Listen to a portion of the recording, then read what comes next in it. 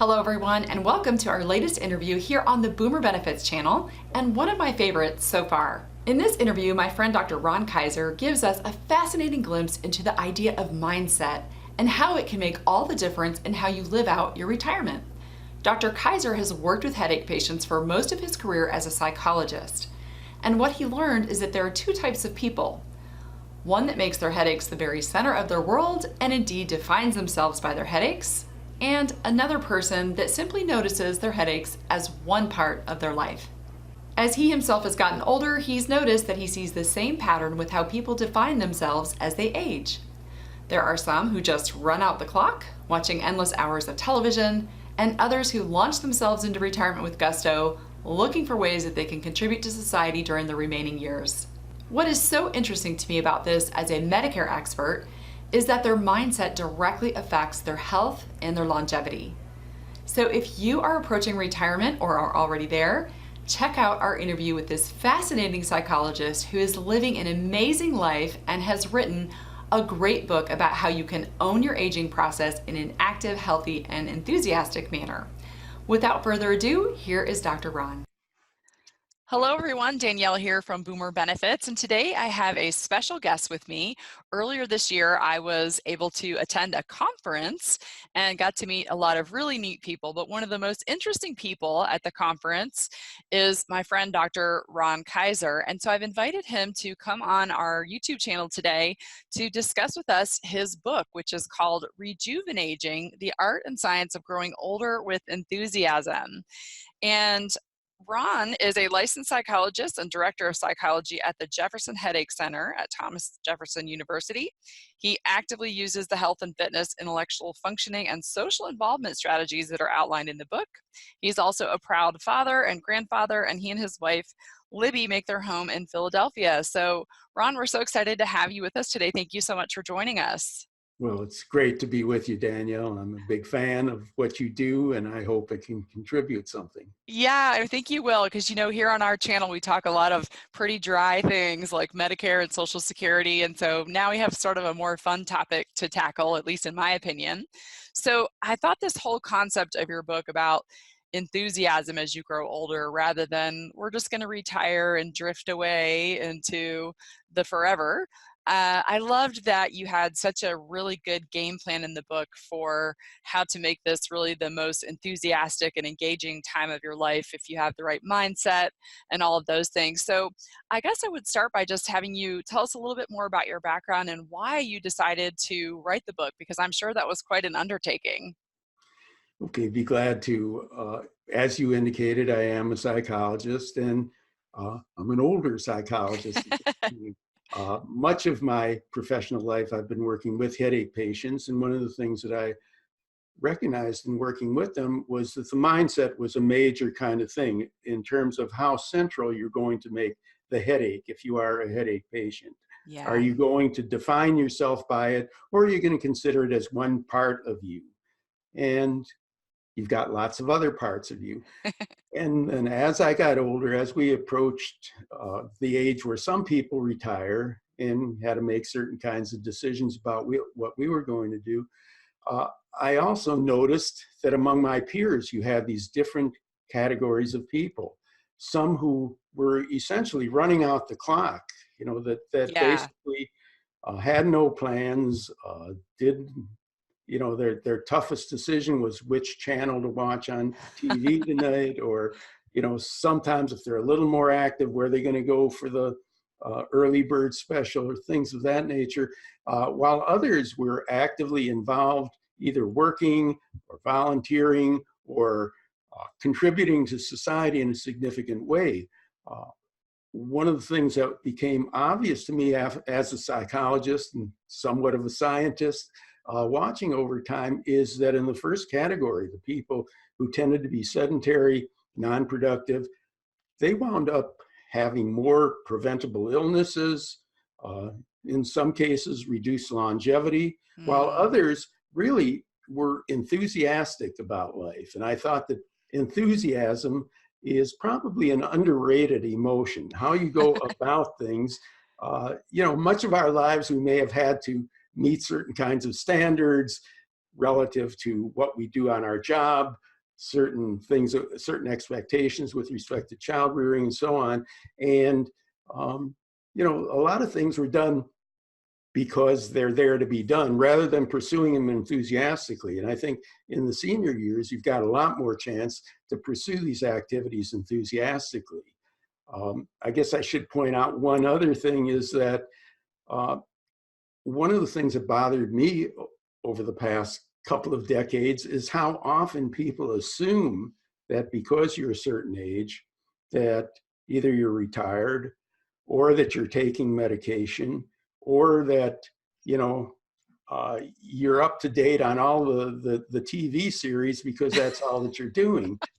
And I really felt that just like with headache patients, headache is a part of you. My age is a part of me. I hope that I could spread the word so that what I've learned from myself and from other active older people can be a guideline for others. Yeah, I love this. And so for everyone watching, something that was really cool in meeting Ron is that there was a lot of people at this conference, and there was only a few of us in the senior market. And Ron is in his 80s himself, and one of the liveliest people there. So you are a good living example of this. And I really think it rings so true because my grandparents were World War II generation, and they're passed away now. But I can specifically remember when my grandparents retired that it is exactly what you were describing is what happened. They really did just sort of watch a lot of television. MASH reruns is what I remember, some Johnny Carson show. There were some good things about that time period, but they didn't have a lot of involvement in things. And so there was a slow health decline on both of their parts. And so staying engaged is something I've noticed about our own clients here at Boomer Benefits, that we have these people where sort of 65 is the new 45. And I think you could say the same thing about 85, because if you have the mindset that you're going to go out and live your retirement with enthusiasm, you're going to be a lot more likely to achieve that. So I wanted to get your opinion on, why do you think so many people get this wrong idea about what retirement means? One of the reasons is kind of what you just mentioned. We don't have a lot of active role models. Many of us who grew up from, say, middle age on, the standard for being old was to be sedentary, ill, and so on. Yeah. Now, hopefully, that's changing, but I do think that a lot of people get to that age range and they haven't been prepared for it because the expectation wasn't high. I mean, there are some things that were built into it. For example, when Social Security started in 1935, probably not educating your people as much as they can educate me, but the average lifespan, the projected lifespan was 61 years. Now it's 80 years. Now Yeah. that's not as dramatic as it seems because there were a lot of deaths due to childhood illnesses in those days. So you still had people living to 65 and beyond, but it was a much smaller number. And we've had many, many improvements in terms of medical improvements, science, knowledge, and just the very ability of people to demonstrate that they don't have to decline. Uh, the other thing that I think is important is the study of neuroplasticity, the brain's ability to repair itself and to make changes throughout life, is something that I didn't learn in graduate school. Most of my peers and even people 20 or 30 years younger never learned it in medical school. We didn't know about those kinds of things. So there was a thought that once you got to middle age, the brain can only do one thing, and that's decline. We now know that's not the truth, that you can continue to make new connections, rewire, create new neural pathways, and even new neurons throughout life. So why not take advantage of it? Yeah, exactly. And I love that description in your book about the neuroplasticity. I've read a little bit about that in the past. And so if you go out with the idea that you can learn new things and you don't have to be an old dog that can't learn any new tricks, then you are going to be the person that can forge those pathways in your brain and find that it leads to a more interesting and intellectual and enthusiastic living of your retirement, instead of just sort of sitting by the wayside and watching your favorite TV shows. And I loved that whole concept.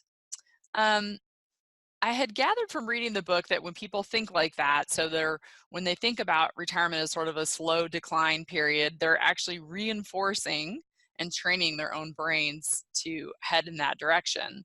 So, in order to keep on learning and growing, one of my questions is, tell us about some of the practices that retirees can put in place in their own lives to prevent that. So you mentioned sort of taking ownership of your life, and you wrote about having short-term and long-term goals to achieve that, and also to ward off things like depression and improve confidence. So share us with a little bit some of those personality traits, and then some of those long and short-term goals that people could put in place to make their retirement years the best years.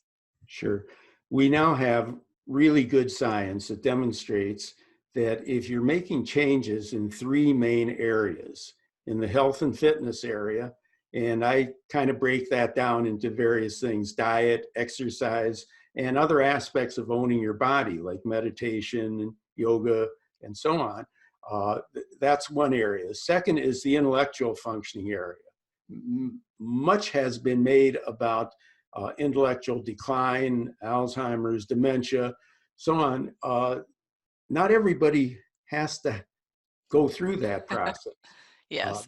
you can't guarantee that you won't, but there are some really uh, good results in programs that have worked with retraining, keeping people active intellectually, and certainly not going down without a fight in that regard. And the third area is the social area, the social involvement area. And I always tell people who used to get much of their social involvement through work or others, Yeah. and that thing has changed.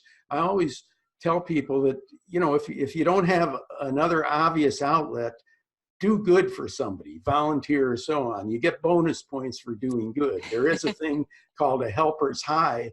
And there, again, Yeah. there's good science to show that if you help others, you get as much out of it as sometimes the people that you're helping. So those are the three main areas. And I like to see people with whom I work, like to have them be working toward improving in all those areas, to always have goals to better yourself in all of those areas. For example, they all impact upon the brain in addition to whatever else they're doing, for you. There again is a considerable body of research that demonstrates that, say, for example, loneliness is Yeah. right up there with smoking, obesity, and a sedentary lifestyle in terms of impacting on longevity. So So all true. of these things, which aside from being more fun, can really offset some of the negatives. Uh, as a as a species, actually, we do have kind of a negativity bias going back to the old days, prehistoric times, when people had to worry about uh, storms, animals, other tribes. Uh, we developed kind of a hypervigilance for what can go wrong. Sure. And, we're really good at noticing this. We don't automatically think about what can go right and what can we do to enhance what goes right. And that's where we get into the goals setting. I encourage people to set short and long-term goals. And what do I mean by long-term goals? For example, right now, if you have your 65th birthday this year, you're projected to live on average another 18 years. Yeah. Now, if you're 5 years old, you know what you're going to be doing for much of the next 18 years. That's all outlined for you. If you turn 65 and you've got an 18-year time frame with nothing planned, it doesn't take a lot of imagination to see where it might lead to overeating, depression, negative thinking, looking to blame others for your circumstances, and perhaps you won't make it the full 18 years. Yeah. So those goals are good things that kind of help you put some steps along the way. And you can do this, I think, a lot easier than you used to be able to. Now we live in this internet age, and there's so much to be found online. There's communities online. There's people out there who have the same interests and hobbies as you. There are part-time jobs that you can fill in some of those years with. It's easier than ever to go sign up and be a rideshare driver with Uber or Lyft, or you can go on the Nextdoor app and do pet sitting in your own neighborhood. I know for my own retirement, I plan to save all the senior dogs in the universe. I've got a big plan for that. And so you can take your passion and put some goals around that. And then maybe that 18-year horizon is something that you really look forward to. And it's interesting, after having read your book, that I notice this now in my own clients that I speak with. I can completely see the difference in we've had a client here that's lived locally for a long time, and she's always coming in like a whirlwind and telling us about her savvy dating life and the latest place that she did her country club golf, and she's just having a ball. And then we have other people that really can't even get to the office because they are just chronically ill and let that define them. So I think the points are really valid, that you can make your own difference on this. Yeah, you certainly want to control as much of that as possible. And while it may seem a little bit comfortable to lie around and do nothing, the payoff is not really great. Yeah, that's right. And it leads to more of that. So you had mentioned thinking about what can go right and making activity your default. So can you give us an example of that? Because I thought that was a really interesting concept of it being a default. Yes, this is something that came out of my work with headache patients, that many of them, because their headaches are unpredictable, it's not like having a fracture or something where you have a predictable course. A migraine may come up in the middle of a perfectly normal day and so on. So because it was unpredictable, many of them opted to not spoil somebody else's time by going, making plans with them, Yeah. not wanting to have to be in a position where they have to come home when other people are having a good time, not planning trips because maybe I'll get a headache that won't be in control, that I won't be able to control. And Yeah. so what I like to encourage people to do, there's two ways that you can approach it. One is to say, okay, when I feel better, when we get the headaches under better control, then I'm going to be able to start making plans. The other thing is to say, okay, you're going to make plans. If you absolutely can't follow through, then you don't. But activity Sure. is the default. You default to activity. And I think it's the same kind of thing here, that there are so many different options in terms of travel, in terms of going to gyms, in terms of concerts, social events, and so on. There, you can fill a calendar very easily, and you probably won't be able to make all of them. But isn't But that better than missing all of them? yeah, absolutely. You know what's going to happen if you don't make the plan. Yeah. And if you do, you might be able to follow through. Yeah, absolutely. I think those are really good points. Another key that you discussed was intellect, and you stated that people shouldn't rely on mind-building games only. And while those may keep your mind active, what are some of the other types of intellectual activity that we can participate in? So everybody knows about crossword puzzles and word find, but what are some of the other intellectual activities that we can use to keep ourselves sharp as we age? I think intellectually, it's kind of the corresponding thing of so many other things that, if you uh, are interested in physical activity, there's a lot of things that you can do, like gardening and activities that, use the body, even though it's not, even if you find going to the gym to be an uncomfortable kind of thing. And most people do pretty well at the gym once they give it a chance. But Yeah, it's the same thing with the mind. In other words, one of the ways in which we evolved as such a competent species is by education. There's now many, many opportunities for people to take classes online, if they're in the vicinity of a local university, Yeah. there are many opportunities, sometimes totally free, other times inexpensive to take courses. There are other things you can do to utilize your mind. For example, I've known people who have kind of written a book for their family, just getting themselves to think about their history, to utilize that way, and also doing a favor for the next generation to let them know about uh, where they came from and Yeah. what the background was. So doing that, volunteering to mentor, so that any of us who have taught at any level know that we have to prepare ourselves better than the students do. So, there's a lot of ways that you can use your mind effectively. Like, and as I said in the book, things like crossword puzzles and uh, various kinds of mind games are fine. They shouldn't be a substitute for some of the real life activities. Yeah, I love the suggestion you made about the local community courses. I'm a TCU graduate, and I know that every semester I get a magazine about some of the community courses that are being taught at the local campus for alumni and other people in the community. And they're very inexpensive, and you can go and learn about just about anything you could possibly imagine. There's things from art projects to literature, there's finance classes, there's gardening classes, they have tours through the botanic gardens.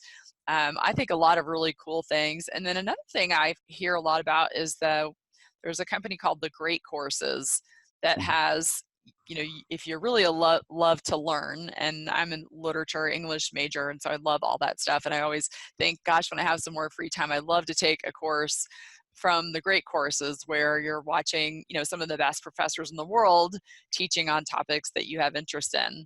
So if you think to yourself about what didn't you have time during all those busy working years to pursue, what is something that you feel interested about, that a subject you like to read on, or even the types of TV shows that you are interested in, how could you go out and learn more about that and make it something in your life that causes activity to be a default? And there's so many different ways that you can learn. So if you're not a big reader, these courses are available in either online or Yeah. various formats. The other thing that I would encourage people to do is to recognize that not everything that's a school subject is, the only thing Painful. that's knowledgeable. I mean, people who play bridge or mahjong or so on, you have to use your mind quite a bit in those areas. Also, a lot of times for people who have been largely uh, sedentary and using their minds throughout their careers, I'll encourage that they learn a skill, Hmm. a manual type of skill, whether it be cooking, whether it be woodworking. I've known people who, just by the novelty of having to learn a new skill, uh, utilize a different part of their brain. And I think everything that you can do to utilize as much of your brain as possible is Yeah. going to keep you going as long as possible. Yeah, absolutely. And then another part of one of the in the books, there are 7 keys to rejuvenating. And so we've talked a little bit about how mindset was one of them, and intellect. And then you also covered about eating healthy, which is one that a lot of people know is important.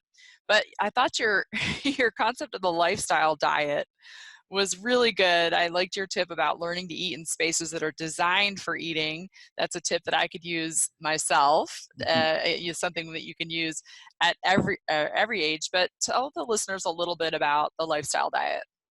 Yes, again, I'm not a nutritionist, I'm not a dietitian, uh, I don't have any special expertise in that. The thing that uh, I had a pop up on my screen. Sorry. Uh, The thing that uh, I uh, encourage people to do is think in terms of the lifestyle rather than the diet, because the lifestyle, number one, is something that you can maintain for a long period of time. Secondly, I think too much concentration on the diet is uh, yeah, you can't always control, say, am I going to lose 2 pounds this week? But you yeah, can control the behavior. And that's what should be rewarded, is the particular behavior. Uh, as far as the specifics of the diet, I mean, there's not a lot of many aha moments in there. I mean, nobody's going to look at some of the suggestions and say, geez, you should eat fruits and vegetables. I don't know, never saw that coming. I mean, that's basic kinds of stuff, but things like where you eat, so Yeah. that you don't mindlessly take chips or candy while you're watching TV. And Yes. shouldn't have the TV in the kitchen. Also for snacks, that I encourage people, if you're going to take something, wrap the thing up, put it back in the cupboard, so that you have to mindfully go do it again Yes. if you're going to take it, and so that you won't. Uh, I think in as part of the diet, you do have to build in exercise as a necessary Hmm. component of it.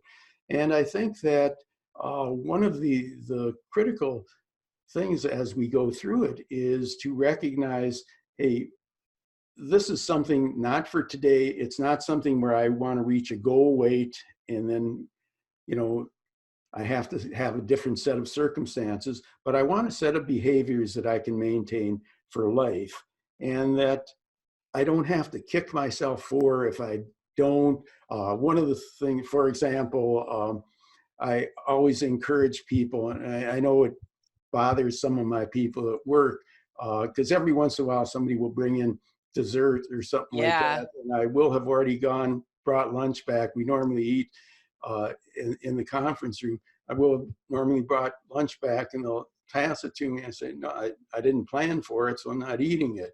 Yeah. Uh, and it's annoying to some people, but it's not really hard once you get into the habit of, well, my mindset in the past was, geez, if somebody brings it, I better take it because It's it may not free. be there when I It might want not it. be there later. Yeah, when Everyone the else is doing reality, it. yeah. The other thing that I think along those lines is kind of important is when people do try to change eating patterns, they may get hungry. Hmm. And I always kind of encourage people to recognize that when you're hungry, there's an alternative to eating, and that's to stay hungry. Yeah. It's perfectly valid alternative until your next meal, assuming that there's no medical issue. Yeah, and I think, hunger is not something that is going to kill you. It's something uncomfortable. And if you've been through a period in your life where you didn't have enough food, it might be, more uncomfortable for some than others. But for most of us, at least here in America, we we just don't ever give ourselves an opportunity to be hungry. I follow a life coach. Her name is Brooke Castillo. She's got a great podcast, and she calls this concept dining in. So if we're hungry, we're just going to dine in on our own body fat for a couple of hours Mhm. until we get our next meal. And I always thought that was such a great concept, and certainly one to put in place. Just because you're hungry at 3 and dinner isn't till 5 or 6, it's not like you're going to die between now and then. You can do a few other things. You might even be able to distract yourself, but the worst that's going to happen is you're going to feel a little uncomfortable while you're hungry. And to me, that's better than being uncomfortable because my pants are too tight. Yeah, And I that think is, everyone can relate to that. yeah, it's a terrific concept. And I'm told that in some countries, the term when if you when you're done with a meal, it's not, I'm stuffed or something like that, but I'm no longer hungry. So Yeah. the notion of eating till you're no longer hungry is much better than the notion of eating till you can't put anything more in you.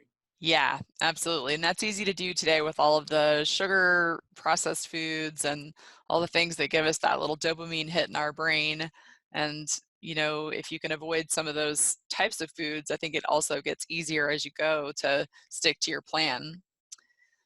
In the section on owning your body, you stated something that really resonated with me about avoid making physical symptoms the center of your life. And I really can remember this happening with my grandfather. He had a shoulder injury and had a surgery, and it didn't go very well. And then ever after that, you couldn't call and have a conversation with him without him asking how he was, and he would immediately launch into this diatribe about how his shoulder hurt so bad, and yesterday he couldn't do this. It was just, you didn't want to ask anymore.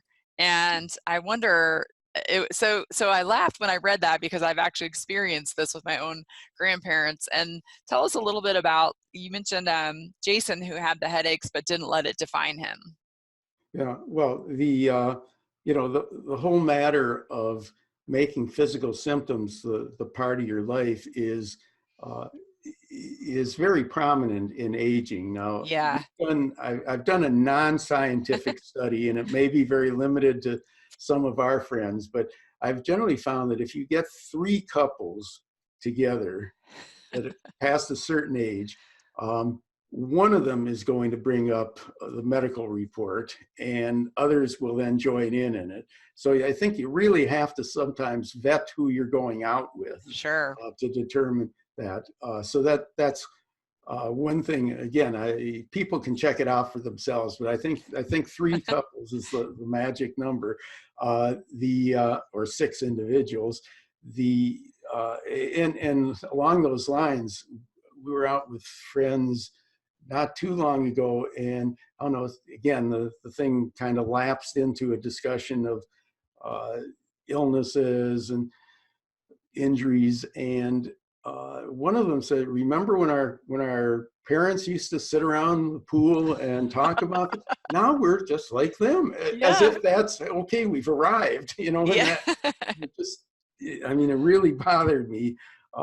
So I think, number one, you become what you talk about or what you hear.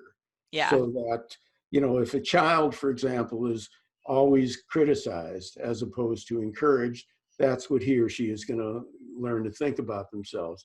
I think if the major part of your conversation is around health and decline and so on, it becomes a disincentive to do something to change the narrative because you don't hear anything differently. Yeah.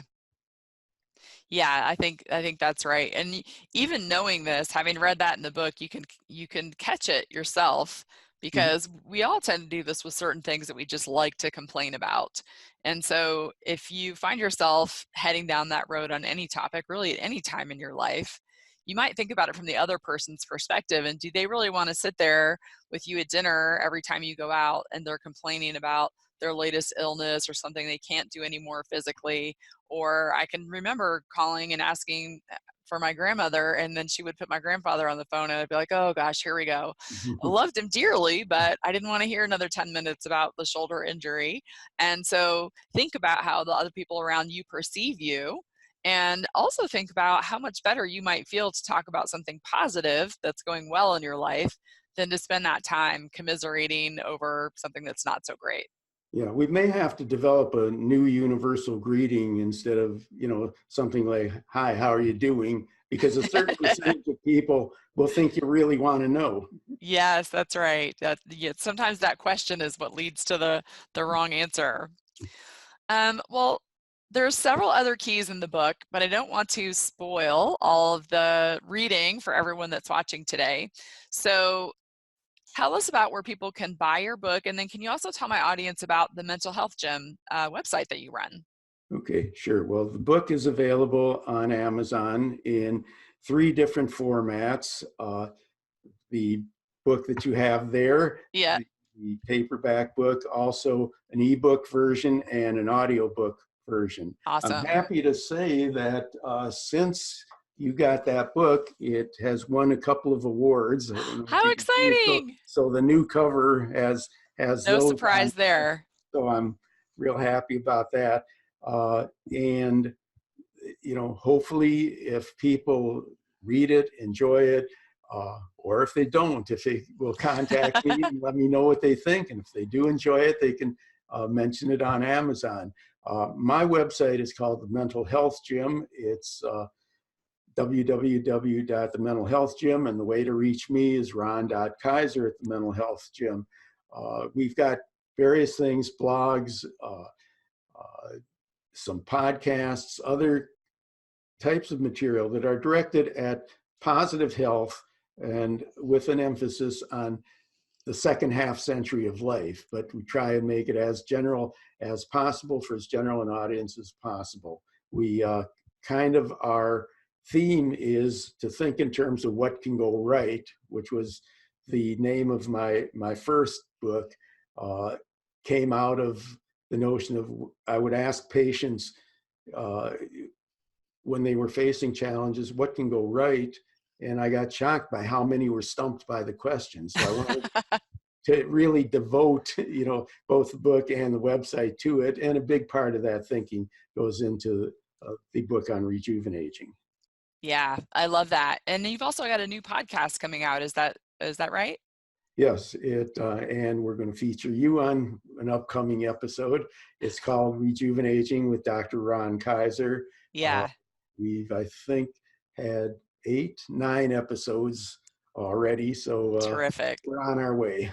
I'm very excited for you about that. And folks, in the show notes below the video here on YouTube, I will drop a link to the mental health gym and also to the podcast. If you're interested in listening to the podcast and you don't know how to get to the podcast, I'm always happy to walk people through that as well.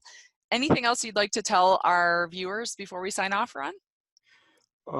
The only thing I would say is I think it's very important to recognize, just like we have had role models that may have not served us in the best possible way as we got older, I think we've got an obligation. I'm quite passionate about the fact we've got an obligation to future generations. The number of older people in absolute numbers and percentage-wise is growing almost exponentially, as you're well aware.